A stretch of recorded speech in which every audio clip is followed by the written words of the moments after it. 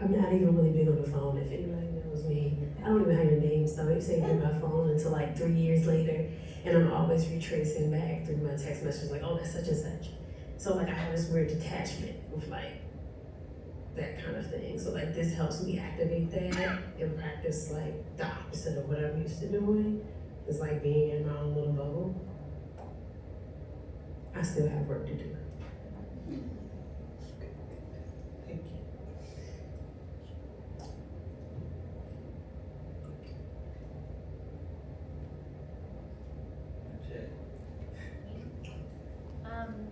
You talked about you weren't being intuitive, and I can see, like, I love your visual language. Like, it's amazing how you have the different materials, but it's so obviously like one visual language.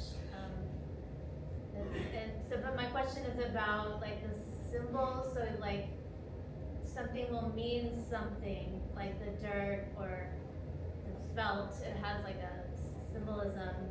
And so like what's the connection between like consciously thinking about symbolism and more like intuitive, like working with materials, if that makes sense? Like, are you thinking about the symbols as you're working, or is that something that happens like beforehand and then you say, oh, I'm gonna work with this material because it has this meaning for me, and then it's an intuitive process after that? So I just walk through the world. Everything I see, I'm thinking about it. Like, what is the context behind it? And there's no one meaning for anything. So everything is so layered. Like, I like collage because it's layered. I like to work with a film because I can layer it. So I'm not thinking about it as separate things. I just have an arsenal of things that I've already kind of like touched because I like to explore material. I'm process driven and I work with material first. But when I'm in the making or in that same as like when I'm working in that dance and I'm moving my body to release, it's from the same space. Those two things are very similar. Like I collect the movements and share that because that is like what's happening when I'm making it two-dimensional work.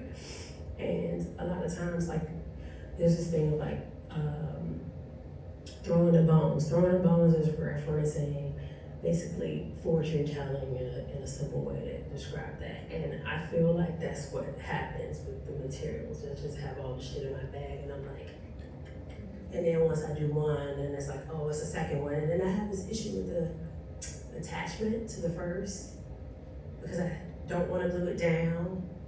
And I feel like there's 5 other different ways for it to happen. So I just don't, I'm not trying to control it that much. I'm not trying to control anything. I'm trying to be in control of everything else in my life. So this is like a place for me just to be. Yes. So my question is, as a Black artist in a space like Micah, or in the art world in general, how important is it for you to tell these stories? I think it's very important for me to tell these stories. I think it's important for me to continue to practice and continue to like elaborate on what the structure I've already created. Because when I'm making this work, I'm only thinking about one audience. And when I'm putting these things together, I'm trying to take us outside of that white gallery space as much as I can. And I think the layering of all the materials, the layering of all the processes allows this space to disconnect and take you somewhere else. So initially I'm just trying to get people in a room to remember their own stories. Does that answer your question? Yes. So thank you for your presentation. It's very poetic. I'm wondering if you can talk to us about your altar and whether you feel like you've done it here, whether you feel like you'll continue to kind of create altars. Like, is that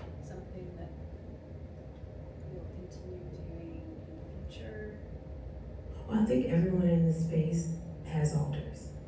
I think everyone in this space has objects that they have stacked that they don't want to remove, and it just stays that way. I know that's how it is in my house. I have books organized and like a stack of them here and a stack of them there. So I think around me, everywhere is an altar, and I felt like bringing the altar into the gallery space made sense because I'm surrounded by them. Have a centerpiece on your table is an altar, right? The mirror in your bathroom that has a note on it, that is an altar.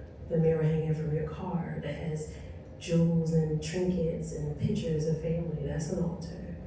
So I feel like it's a language that even though everyone doesn't maybe identify it in that way, we all have them. So yes, I think I will continue to make altars. I think I will continue to bring in the objects, the found objects, and thinking about assemblage in my work in this kind of way. Hi. Hello.